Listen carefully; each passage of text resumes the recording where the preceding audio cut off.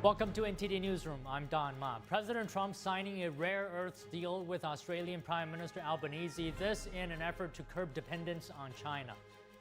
A top White House advisor expects the government shutdown to end this week, what he says President Trump will do if that fails to happen. In Chicago, a federal judge is questioning ICE and Border Patrol officials on the use of force and body camera compliance, while Illinois prepares a response to the Trump administration's request to deploy the National Guard. NTD's Chris Bob is downtown with the latest. President Trump will increase tariffs and cut subsidies to Colombia over drug trafficking.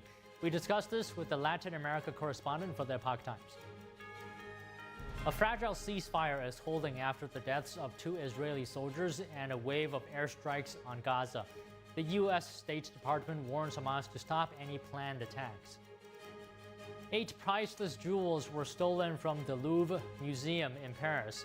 While the museum was open, police are now racing against time to find the thieves.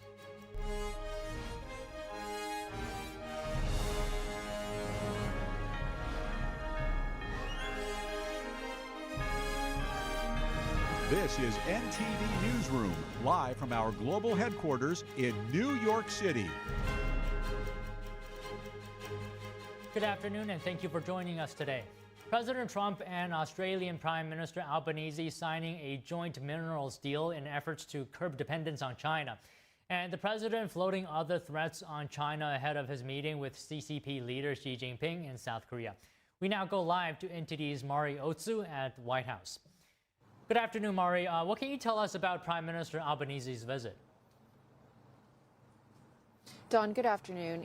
As China is now imposing tougher export controls on its own critical minerals, today President Trump and Australian Prime Minister Albanese are signing a joint rare earths deal in an effort to curb dependence on China.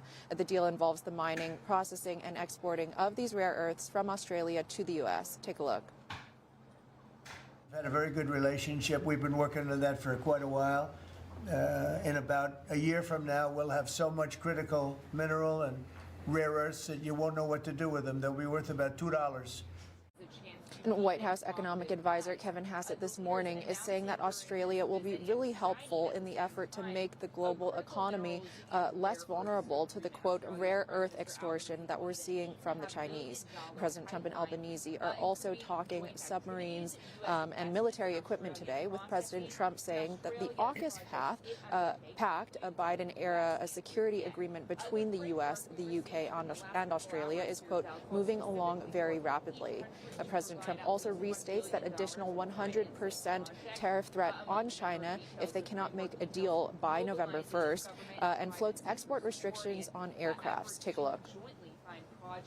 Said, if we don't make a deal, I'm putting on an additional 100% on November 1st. I think we'll make a deal. They threatened us with rare earths, and I threatened them with tariffs, but I could also threaten them with many other things, like airplanes. You know about airplanes, because they can't get parts for their airplanes. We build their airplanes. Trump is projecting optimism about getting a trade deal out of his expected meeting with CCP leader Xi Jinping on the sidelines of APEC in South Korea in about 2 weeks. But he also says that he demands China to buy American soybeans. And on Sunday, he demanded that China curb the export of fentanyl to the United States. Don, back to you. All right, Mari, thank you. Australia is demanding answers from Beijing. A Chinese fighter jet released flares dangerously close to a Royal Australian Air Force plane over the South China Sea. Canberra says the flares came within striking distance of the aircraft, calling the maneuver unsafe and unprofessional. Australia's defense minister said the country formally raised the incident with China through both embassies, warning it posed a serious risk to the aircraft and crew. China's military accused Australia of intruding into airspace near the Parcella Islands, territory Beijing claims, and said it deployed forces to monitor and expel the plane. No injuries were reported. This marks the third dangerous encounter in less than a year. Australia says it will continue lawful patrols in international airspace and expects China to operate safely under international law. The U.S. and China will hold a new round of trade talks this weekend in Malaysia to prevent another tariff clash. President Trump called his proposed additional tariffs on Chinese goods unsustainable, speaking on Fox News. I raised our tariffs to 100% on top of what they're already paying, which is far worse, far worse. We'll see what happens with China. They're always looking for an edge. You know, they ripped off our country for years. We're going to meet in a couple of weeks. We're going to meet in South Korea. Treasury Secretary Scott Bessent says he will meet in Malaysia with Chinese Vice Premier He Lifeng to prevent a new round of tariffs. The two officials discussed trade in a video call Friday, agreeing to continue talks before the current tariff truce expires on November 10th. The meeting comes amid disputes over China's export restrictions on rare earth minerals. This comes just days after a major shakeup in China's military.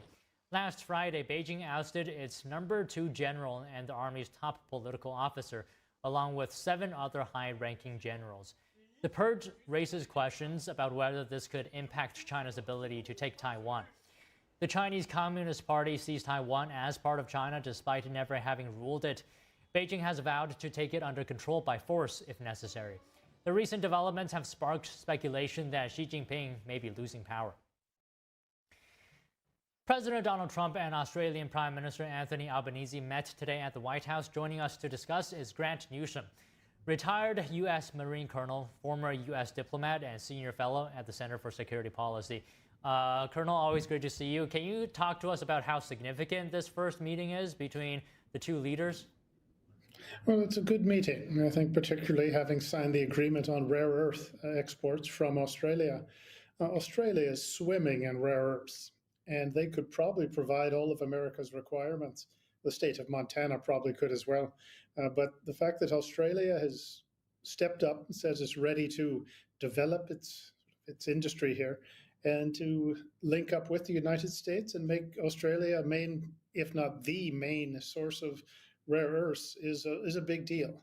The two leaders, and I think Albanese and Trump may not like each other very much, but that's beside the point. That this is a significant thing, particularly given the importance of rare earths. Do you think this meeting has improved the two nations' ties, its relationship? Well, I don't know. In one sense, I suppose it's always good to sort of get together and have a cordial meeting. But there's something about Australia that if you live there, if you pay attention, and you say, for example, read the Australian press for a week, they despise Donald Trump. And there's also a latent sense of, not so latent actually, sense of anti-Americanism in Australia's political and ruling class. Hard to imagine, particularly for people of my generation, where we've always thought the Australians and the Americans love each other. And the Australians, make no mistake, are fine people and have a very good military, even if it doesn't quite have a strategy. But there's something going on here where the relationship is not what it was. It's still basically okay, but there is more friction than one would imagine, particularly coming from the Australian side. Okay, Colonel, let me put it this way. If, let's say, China invades Taiwan, can the U.S. depend on Australia for help? Maybe. And I would say it's better than 50% chance, but that's not huge. Australia also, one has to ask, well, which of Australia's 11 warships are they going to send up to help? The Australian military is very professional, but it doesn't have the hardware really that it needs. Their air force is good, of course, but would the Australian government, a Labour government in particular, would they go in on a Taiwan fight? I don't know.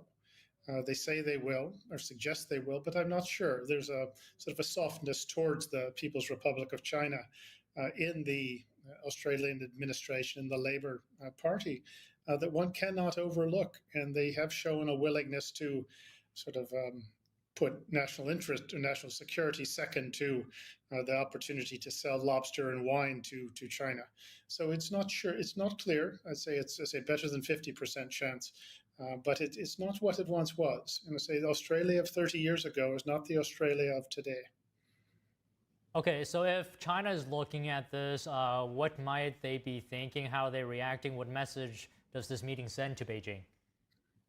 Well, it certainly is better than an acrimonious meeting, like as Mr. Trump has had, say, with Ramaphosa of South Africa. and also Zelensky once or twice. But so the Australians see that the Americans and the Australians are getting along. They are cooperating, and the AUKUS agreement as well, where the Americans are going to provide submarines and submarine technology to Australia. That's a big deal. So China looks at this and says, well, how do we have to split this relationship? And economic pressure on Australia is one way that they are going to go about it.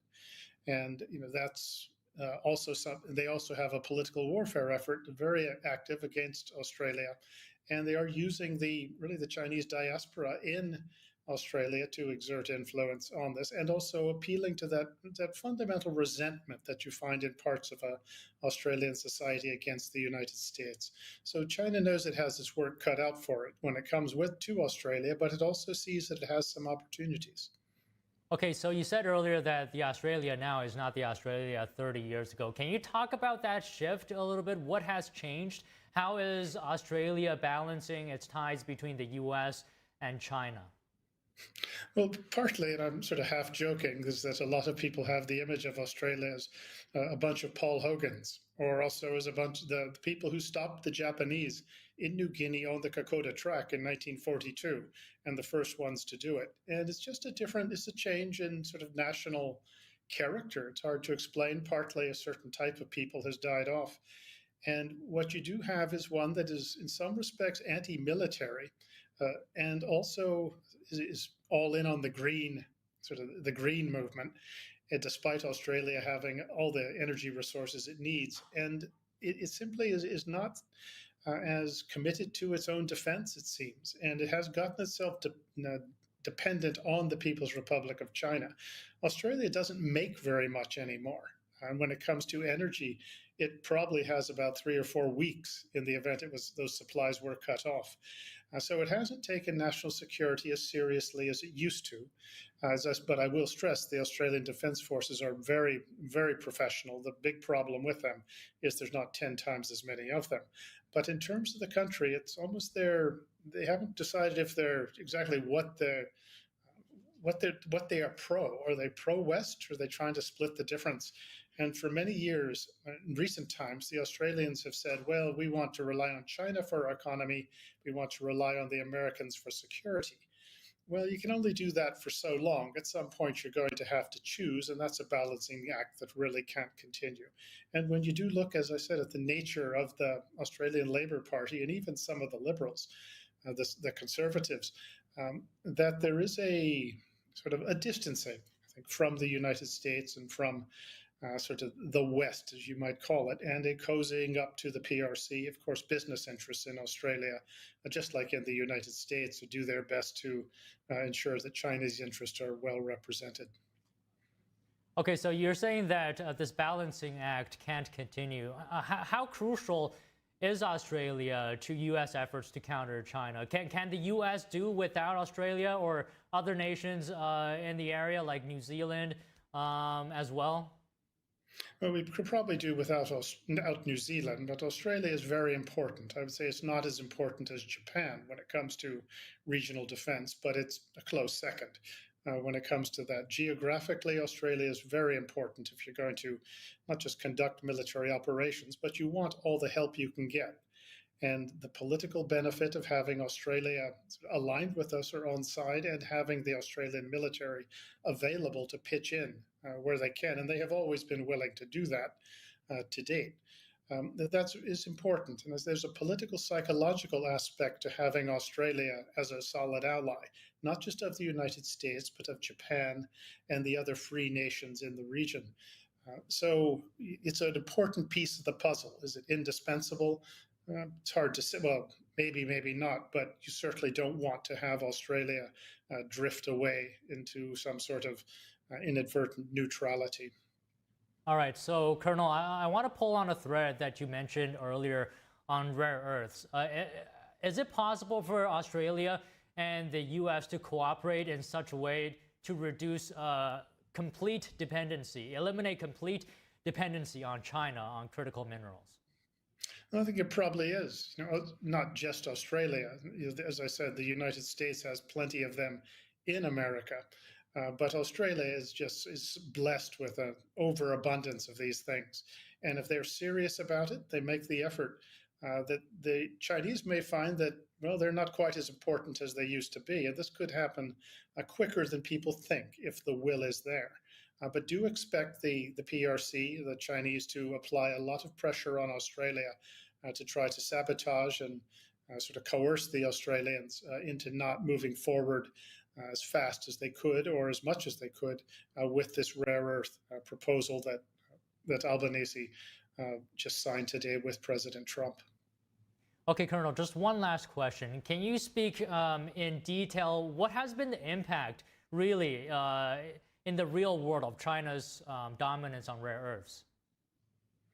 Well, it is such that the Americans and the Trump administration have not been able to do anything near what they would like to do in applying economic pressure and other pressure on the PRC.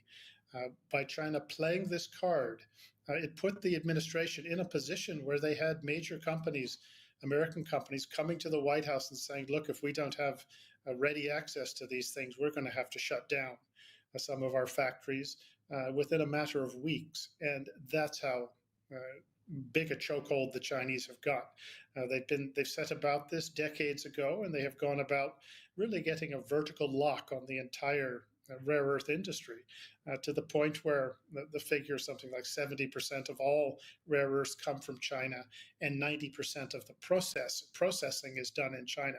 And that is a stranglehold. But sometimes when you have that stranglehold, it doesn't quite have the effect you think. It's not as if the Americans and the West are going to roll over.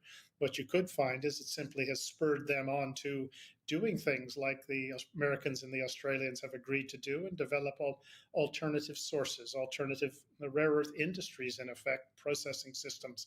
And China may find itself with a lot of rare earths, but not being the only game in town.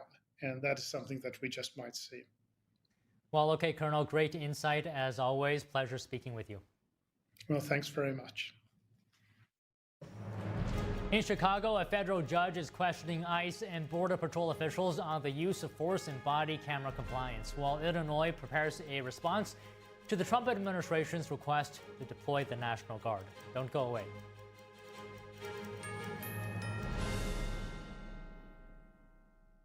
I trod on my glasses yesterday, and I had to pay up front for a new pair that I can't even pick up for another 10 days. So I looked for another way, and I found Select Specs. I ordered online. My new glasses just arrived this morning, and I can pay over the next few weeks. This is the way to buy glasses. See now, pay later with Select Specs. Next day delivery and deferred payment options. Only at selectspecs.com.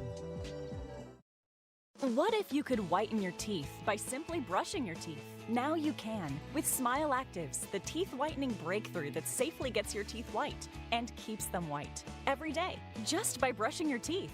I never thought that whitening my teeth could be so easy. I just put the gel on the brush, the toothpaste on it, brush, and I can see my white teeth. Simply add Smile Actives to any toothpaste, and our patented PolyClean technology activates into a powerful microfoam that penetrates into the enamel surface to safely lift and remove stains. You need a simple way to whiten your teeth.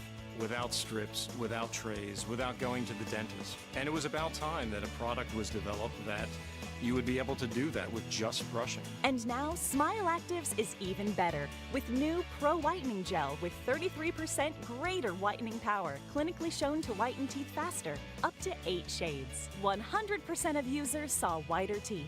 On food stains, coffee and wine stains, even on veneers, crowns, and dentures. I eat the blueberries, I drink the coffee, and I know that Smile Actives will keep my teeth white every day. If you could use something so easy like Smile Actives to take yellow teeth to white teeth, why wouldn't you? Why spend hundreds of dollars for whitening treatments at the dentist when now you can whiten your teeth with new Smile Actives Pro Whitening Gel every time you brush your teeth? Call or go to smileactives.com and for a limited time get new Pro Whitening Gel for just $24.95. Order in the next 5 minutes and buy one get one absolutely free for just $24.95. That's 2 for 1 and save 58%. We'll even include free shipping. Get your teeth whiter guaranteed or return it within 60 days for your money back. I smile every day now. The difference is literally night and day. So now I'm always smiling, always choosing, because now my teeth are much whiter. This offer is not available in stores, so call or click now before the special buy one get one free offer goes away. Discover the ancient secret to vitality and longevity with Puretane Black Ginseng. Crafted from premium 6-year-old Korean ginseng, each root is carefully nurtured for over 2,260 days, undergoing a traditional 9-round handcrafted process of steaming and drying to unlock full potency and absorption. Experience pure natural energy with Puretane Black Ginseng. Order now at puretane.com.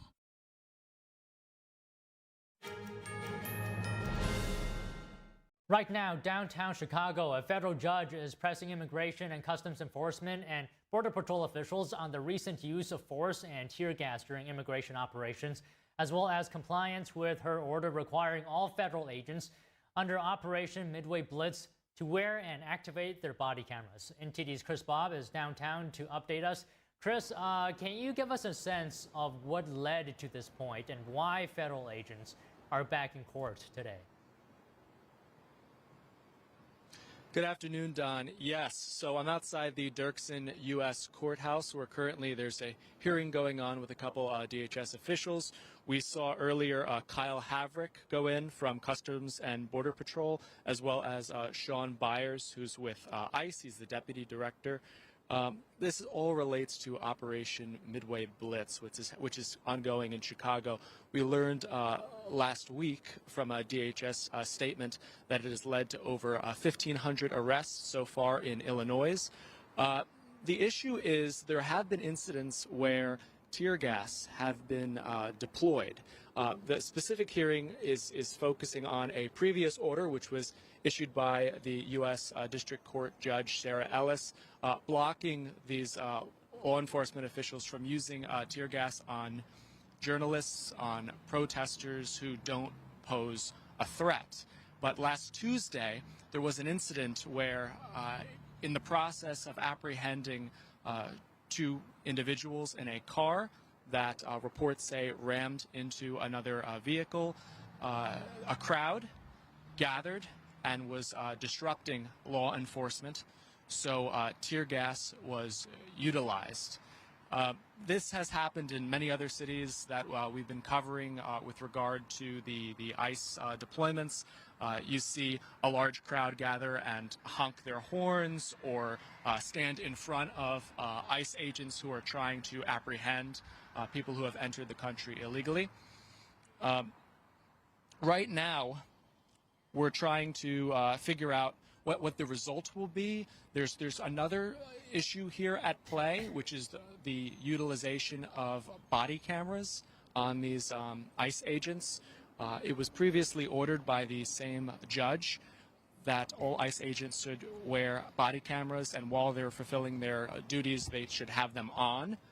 I want to read to you the statement that she made when it was previously discovered that some agents were not using body cameras. This was not a suggestion. It wasn't a hint. It wasn't a topic of discussion or conversation. It was an order.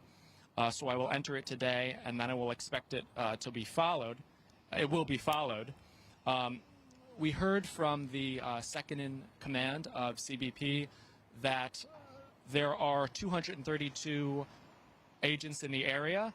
A couple dozen will be leaving tomorrow, but he confirmed that they all have working cameras and they will be utilizing them.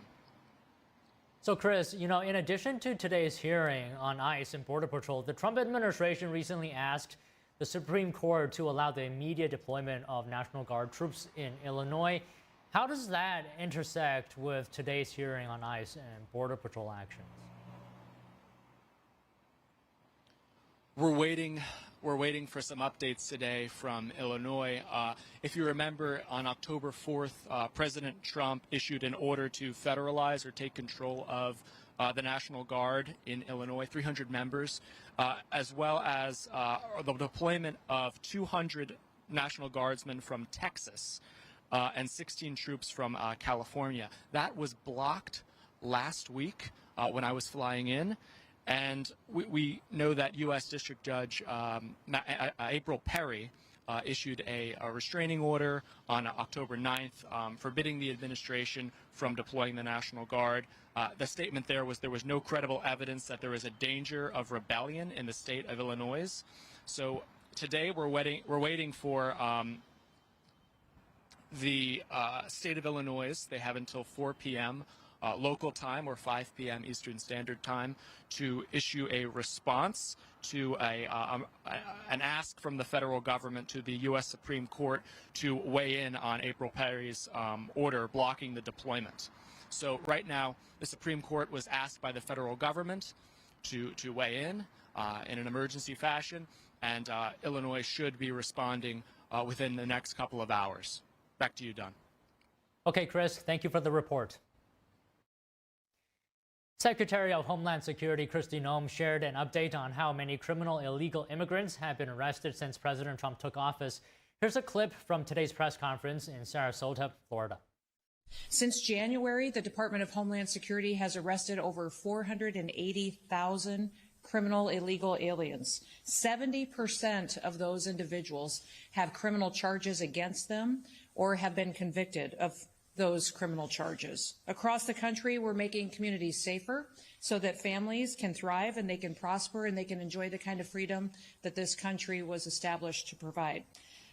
Unfortunately, many times we see the news distorting the truth and not bringing the real facts of the stories to the American people, and that is one of the reasons why we're here today, is to make sure that we're focused on what this office has done. The secretary called for an end to hostile rhetoric against law enforcement, saying it's led to a 1,000% increase in violence against officers. Noem stressed that officers put their lives at risk every day to protect Americans. The secretary warned that illegal immigrants who commit crimes will be brought to justice. She added that the administration is willing to help those who want to self-deport. Noem said the DHS will continue with targeted operations in Portland, Chicago, and Memphis, and will also be going into San Francisco. An illegal immigrant who was living with a judge has pleaded guilty to gun possession. Christian Ortega Lopez is a suspected Trendy Argua gang member. He was arrested in February at Judge Jose Cano's house in Mexico. Ortega Lopez pled guilty to illegally possessing firearms and conspiracy to destroy evidence. Federal authorities say Judge Cano hired him for some home repairs and then allowed him to stay. The judge is facing criminal charges providing a safe haven for Ortega Lopez and allegedly destroying evidence. In an interview with local TV, Cano said he never knew about Ortega Lopez's alleged ties with Trendy Argua. The Secret Service has uncovered a suspicious hunting stand overlooking the area where President Trump's plane lands at Palm Beach International Airport. Officials say agents found the elevated structure Thursday during advanced security checks ahead of the president's arrival. The FBI has now taken over the investigation. Director Kash Patel said the stand had a clear line of sight to Air Force One's arrival zone, but no suspects were found at the scene. He added that federal agents are analyzing evidence and digital data to identify who may have placed it there. Law enforcement sources say the stand may have been set up months ago. The discovery follows two assassination attempts in January, or rather in 2024, one in July when President Trump was shot in the ear at a Pennsylvania campaign rally, and another one in Florida where Ryan Ruth was convicted of plotting a sniper attack on a golf course. First son Eric Trump praised the Secret Service, saying they did a great job finding the stand. An artillery cell exploded prematurely during the Marine Corps' 250th anniversary celebrations over Interstate 5 in California Saturday, raining shrapnel down striking vehicles, including a patrol vehicle, according to California Highway Patrol. In a statement yesterday, CHP said no injuries were reported during the incident, which happened in an area where CHP had stopped traffic during the live fire exercise at Cape Pendleton. Amazon's cloud service unit, AWS, is struggling to recover after being hit by an outage that took down several popular apps. Cybersecurity expert Ed Amoroso says it could take time before the root cause is identified. Malicious activity is the minority of event. The reason we spend so much time on the malicious stuff is because that can be really insidious. Like sometimes for me, and I've been doing this for 40 years, when I see something that's having trouble restoring, when I see something that might be getting worse, for example, like it's this and then it's worse, then it's worse, then I start thinking malicious. But when there's an outage, it cascades, and then the company starts to rebuild and you see things being restored and being improved, that's usually indicative of something that does not have a cybersecurity component to it. The outage rippled through major consumer and enterprise platforms, including airlines, banks, payment apps, social media platforms, and ride-hailing services. AWS is one of the world's most critical cloud infrastructure provider. It hosts everything from streaming platforms and smartphone apps to financial services and emergency systems. Amoroso said, "We are in an era right now where we are very dependent on the cloud providers." I mean, the ripple effects of this is obvious. We've all become very dependent on cloud, on the big hyperscalers. So the advantage there is that we get great products, services, they're able to amortize a lot of what they do across a wide base. So the costs are low and the service levels are high. That's the good thing. The bad thing is the proverbial all your eggs in one basket. So when you do have, your business running, say, on Microsoft or running on Amazon, you knock wood every day hoping that things are going to be okay. Now, Amazon said the issue stemmed from a breakdown in how its DynamoDB service was being reached and accessed across the network. Reports of problems with AWS continue after Amazon initially said it fully mitigated the earlier outage. The tech giant says it is fixing the problem and appears to be working. Okay, President Trump will increase tariffs and cut subsidies to Colombia over drug trafficking. We discuss this with the Latin America correspondent for the Epoch Times after this break.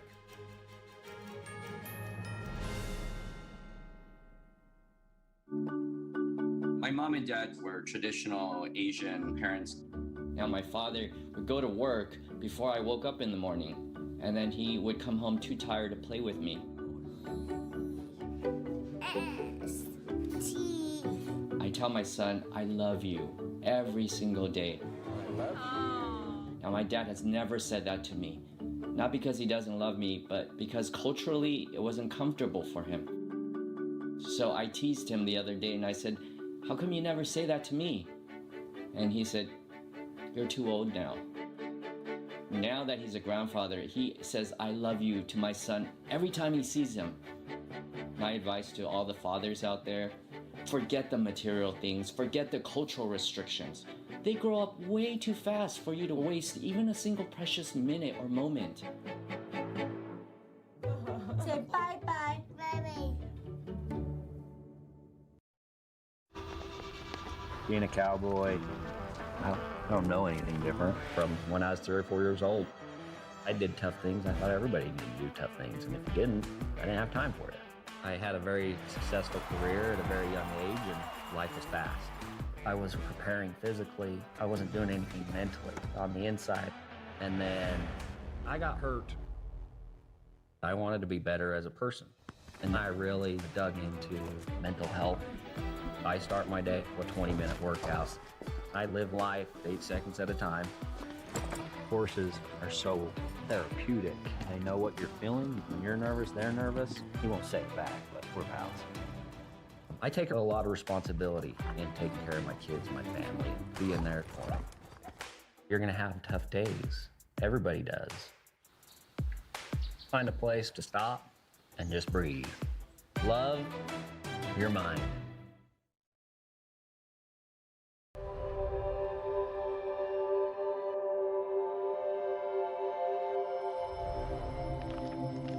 My 15-year-old son, Ethan, and I had a fun and relaxing morning. We returned home, and Ethan walked to his best friend's house an hour later. I heard the ambulance scream by the street, carrying my beautiful boy. Ethan was shot in the head in his best friend's house with an unsecured gun. He had 0 chance of survival. The father, the gun owner, he stored his 3 guns and bullets in a shoebox.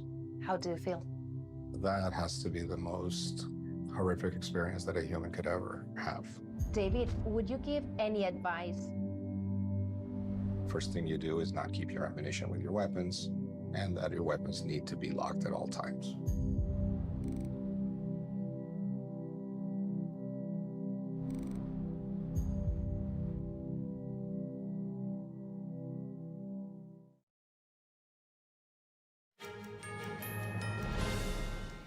Colombia's foreign ministry said today the country has recalled its ambassador from the United States.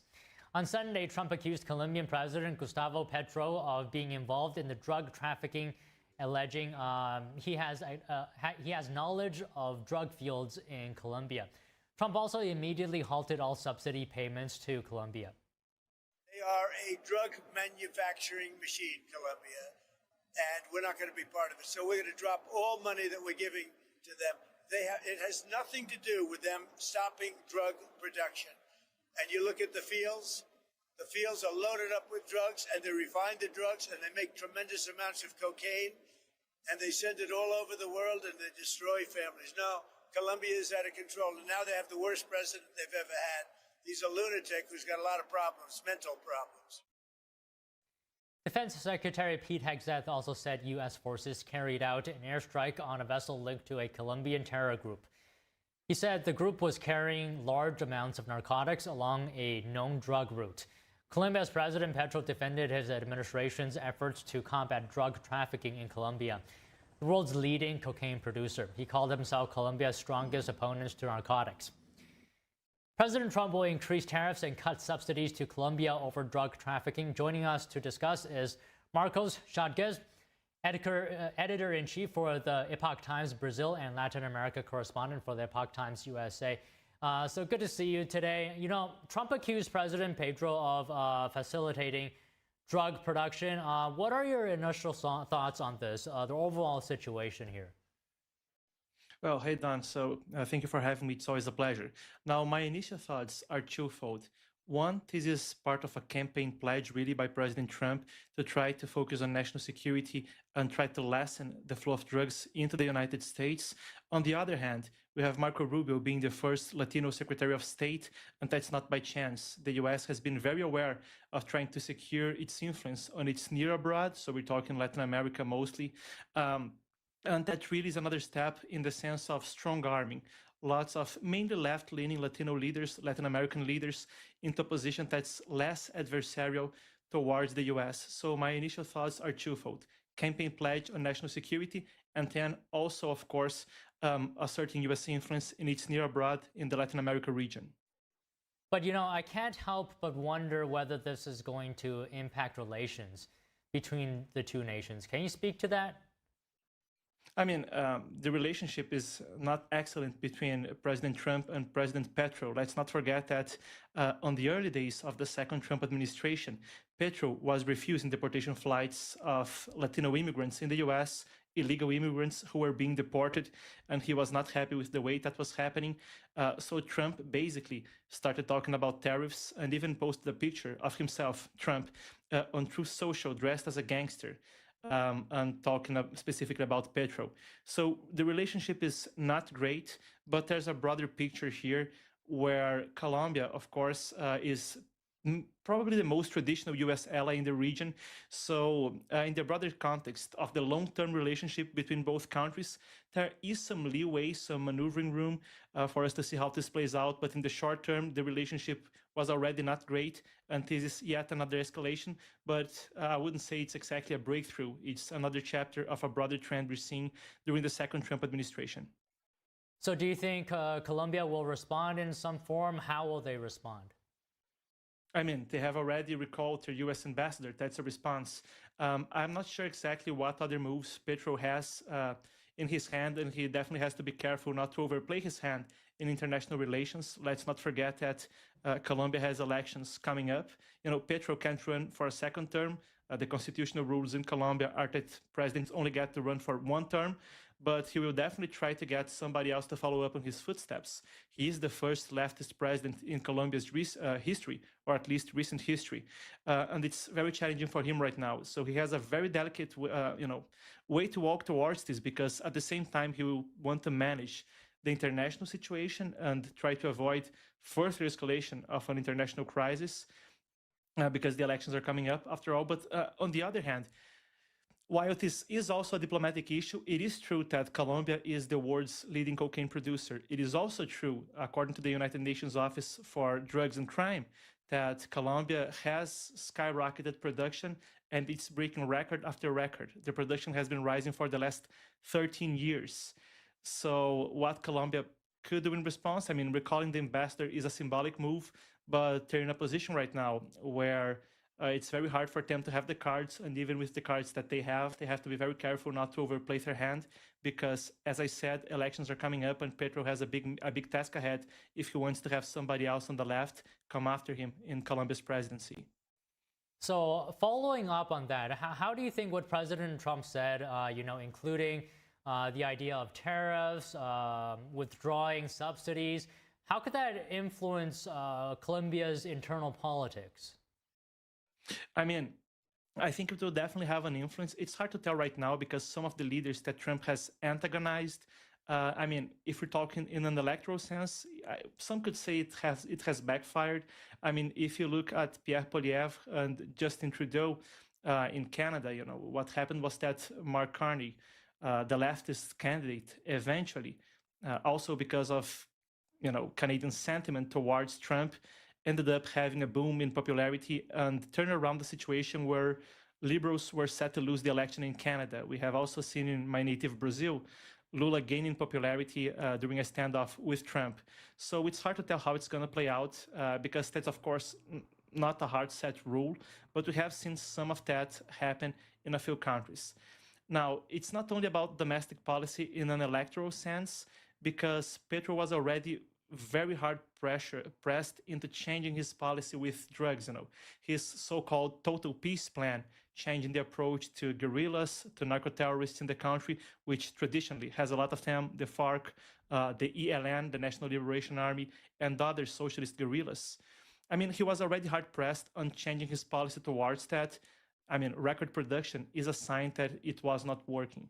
So in the electoral sense, it's hard to tell. It might in the short term boost Petro's popularity, but we'll have to wait and see whether that carries all the way until the elections and whether it's enough to change the situation where his popularity is not doing well.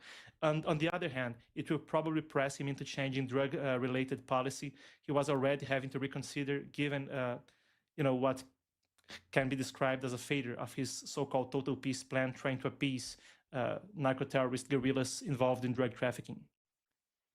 Okay, Marcos, can I just ask you one more question here? So you said earlier that the relationship between President Trump and Petro is not great to begin with.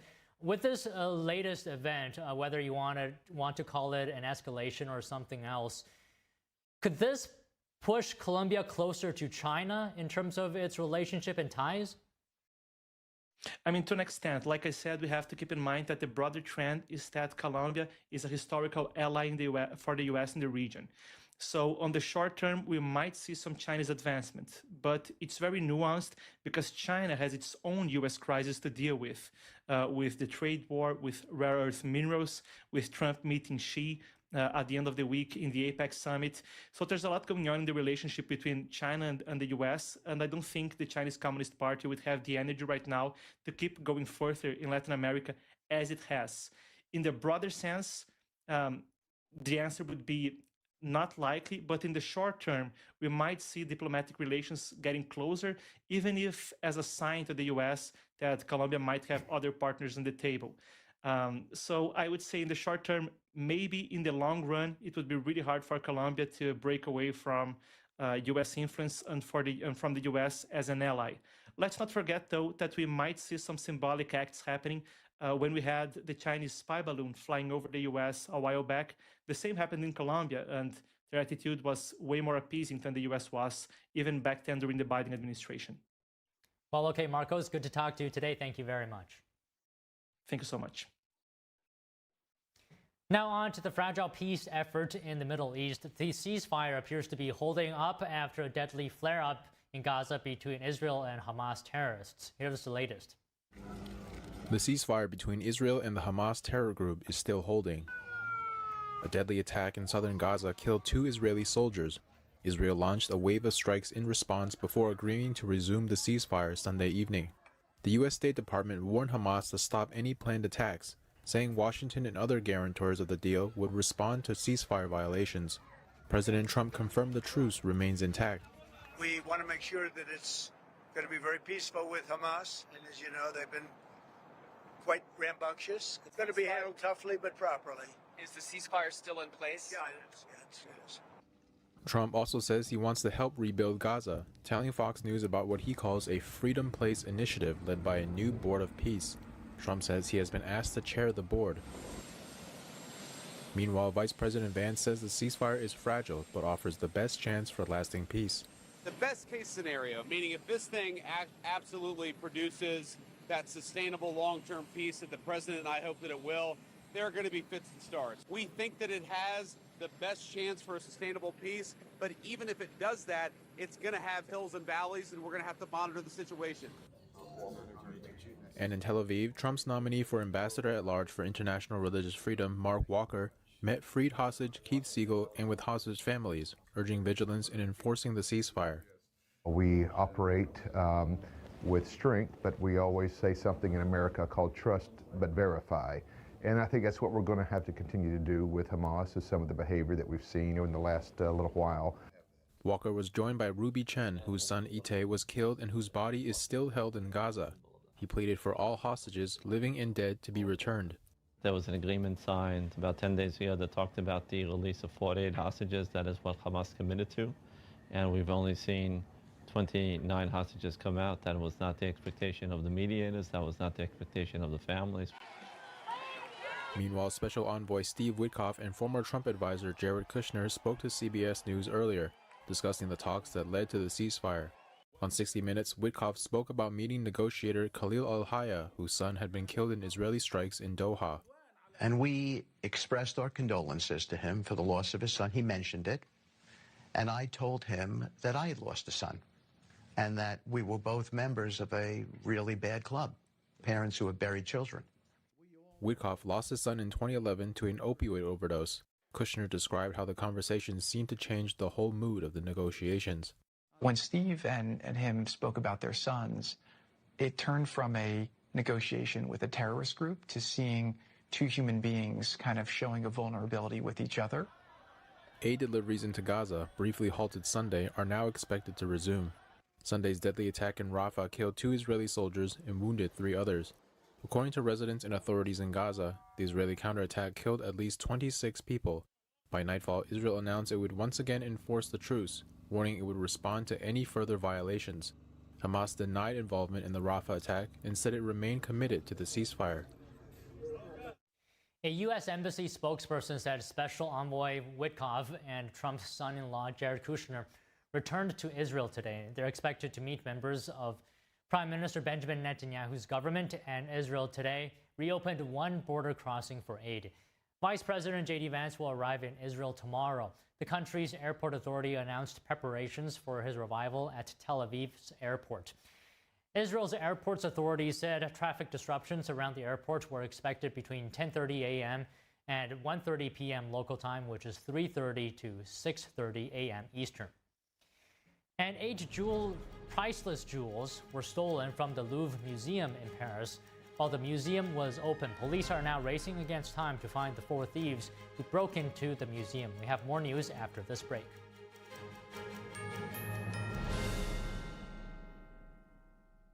Is deep-sea fish oil really healthy? Due to pollution in the oceans, most fish contain heavy metal elements and radioactive substances. That's why it's so important to choose a pure source of omega-3. Puritan green vegetable omega-3 is made from purslane and perilla seeds, which are rich in nutrients and minerals. It effectively improves brain power and is beneficial to the heart's health. Puritan green vegetable omega-3. Eat 2 a day and you'll feel brand new. Food. It fuels our bodies, nourishes our spirits, and brings us together. Because we all need nutritious food to thrive. Food gives me energy and it also helps me focus. But not everyone knows where their next meal is coming from. And 1 in 7 people in America face hunger. It's tougher than ever for too many of us. But the simple truth is, ending hunger is possible, and it starts with you. Call or go online to helpfeedingamerica.org and give $19 a month, just 63 cents a day, to help families in your community facing hunger. Feeding America works from coast to coast with partner food banks, food pantries, and meal programs. Your monthly gift delivers food where it's needed most, puts fresh food on the table, and helps kids have healthy meals all year round, even when school is out. You can see the difference with the kids when they're full. Food is everything. Please call the number on your screen or go online to helpfeedingamerica.org. Give $19 a month. Your first gift can double in impact. And we'll send you this free canvas grocery bag as a reminder of how you're helping to end hunger for good. When it comes down to it, it's about taking care of your family first and the loved ones that you need to provide for. Food donations help me tremendously, and I'm very grateful for the food bank. I have hope. The simple truth is, ending hunger in America is possible. You can help make it happen. The need is urgent. Call or go online now to helpfeedingamerica.org, and your gift can double in impact. Big things are happening at Mathis Home. Come in now for 65th anniversary savings all over the store. Like this oversized sofa in an ultra soft fabric with thick premium gel cushions and 5 throw pillows. Anniversary priced at just $9.99. That's an incredible value. Just one of over 100 great sofas in stock and ready for you to enjoy tonight with fast and easy financing and free delivery. Don't miss out on 65th anniversary savings happening now at your furniture superstore, Mathis Home.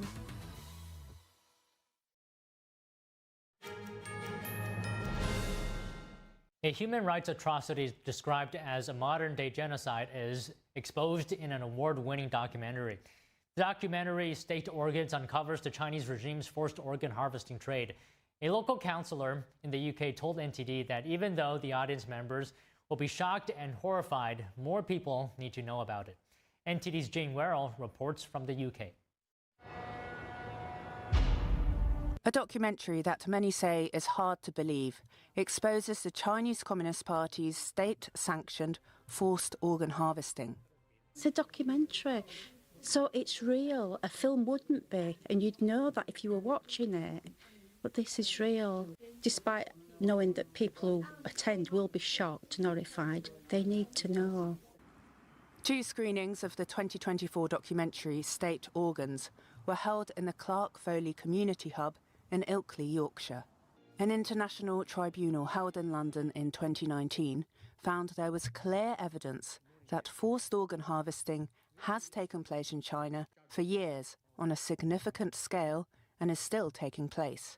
It found practitioners of the Buddhist school meditation Falun Gong were the primary victim group, with other persecuted minorities such as Uyghurs in the Xinjiang region, Tibetans, and house Christians also at risk. It's not an easy subject for anyone to face up to and look, even as someone in the Western world that's quite far removed from it. But it's a modern day genocide. I'm proud that we've been able to show it here today in Ilkley, and I just hope that starts some conversations, because it's not even something that people have any. That's a common thread with people that I've spoken to, just not having any sort of knowledge of it. It's not what happens in a civilised society, and I think the rest of the world, once this is well known, will indeed be very shocked. It's just not right. It's inhumane. It's good that people get the opportunity to see what's happening around the globe, and as this is in China. Some audience members were moved to tears and hoped that more could be done to give a voice to those who can't speak up for themselves. Jane Werrell, NTD News. Authorities in France are investigating after the Louvre Museum in Paris was robbed. Thieves made off with several priceless jewels yesterday in what officials call a highly professional operation. Our international correspondent David Vivez reports from Paris. We might never see those jewels again. The sapphire necklace of Queen Marie-Amélie, the emerald necklace offered by Napoleon to his wife Marie-Louise, a priceless loss for the museum, according to the Interior Ministry. Authorities are still investigating on the robbery that occurred on Sunday 9:30 a.m. Here's what police and media reports say about how it happened. The thieves first secured the area with traffic cones before climbing up in a basket. Once they reached the first floor, they used an angle grinder to cut through a window and entered the Apollo Gallery. Their target was the museum's most valuable pieces, 2 display cases holding Napoleon's jewels and the jewels of the sovereigns. They smashed the cases and triggered an alarm. The entire operation lasted less than 4 minutes before the suspect escaped on a motorbike on this street. Investigators believe it was a highly professional hit, right here in one of the most guarded museums in the world. CNews TV released footage of the robbery taken inside the gallery, showing one man wearing a yellow jacket near a display. A yellow jacket was later found by police. 4 suspects are actively being sought by investigators. Ministry of Interior said they might be foreigners. The crown of Queen Eugenie, made of 1,354 diamonds and 56 emeralds, has been recovered but damaged. One of the world's most beautiful diamonds, Le Régent, was not stolen. President Emmanuel Macron wrote on X that the thieves would be brought to justice and that every effort would be made to recover the stolen pieces. Authorities have since published a list confirming that 8 items were taken in total. Earlier this year, the Louvre, the world's most visited museum, requested urgent help from the French government. Union representatives had been warning about the deteriorating state of some parts of the building, including holes in need of restoration. Alors, les agents du Louvre, dont je suis, The Louvre staff, including myself, are both extremely sad and extremely angry about what happened today. Extremely sad because, obviously, it's our job to protect this building, this institution, the collections it houses, and the public who visit it. And in fact, today, it wasn't protected as we would have liked. They also pointed to the lack of protection for the art pieces. Alerts have been issued for months and months by all safety and security personnel, and today, what we feared happened: looting and pillaging.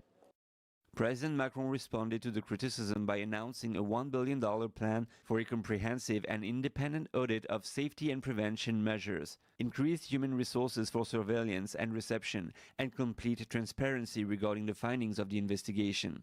The museum remains closed today. David Vives, NTD News, Paris.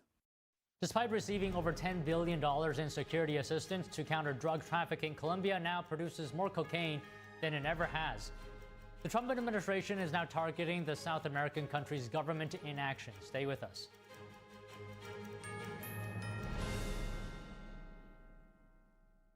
With almost 4 decades in the spotlight, Cindy Crawford has never lost her stunning glow. With her gorgeous, age-defying skin, US Weekly says whatever she's doing, it's clearly working. How does her skin still look firm, smooth, and youthful at 58? It's meaningful beauty. And now, with new advanced formulas, it's better than ever, delivering our age-defying ingredients even deeper into the skin to fight wrinkles where they begin. Just wait until you see the difference meaningful beauty can make for you. Instant hydration, instant plumping. My skin looks amazing. What I'm most proud of is over 5 million women have trusted Meaningful Beauty, and they're getting great results, and I get that feedback from them in airports, supermarkets, walking down the street, and I love it. And today, we are celebrating 20 years of Meaningful Beauty with a brand new offer you don't want to miss. You can get the entire advanced Meaningful Beauty system with all 5 age-defying super treatments. And when you order today, you'll receive our Targeted Treatment Duo, a $128 value free. Introducing the Wrinkle Smoothing Capsules to target crow's feet, forehead lines, and lines around your mouth. Plus, you'll also get the new Skin Renewing Facial Tool with heat, massage, and red light to boost the absorption of the wrinkle smoothing capsules and reduce the appearance of puffiness. The Skin Renewing Facial Tool and the Wrinkle Smoothing Capsules together create Meaningful Beauty's amazing targeted treatment duo. This plus this equals incredible results. Get all this, a $300 value, for just $49.95. But you must act quickly. Results guaranteed or your money back. If you haven't tried Meaningful Beauty yet, this new offer is something you don't want to miss. This special offer is not available in any store, so don't wait. Scan the code, call the number below, or go to meaningfulbeauty.com right now. I'm excited to announce that we're having our biggest 3-in-1 sale ever with a limited edition product, a back-in-stock special, and a closeout deal you won't find anywhere else. So go to MyPillow.com or call the number on your screen. Use your promo code to get our MyPillow bed sheets only.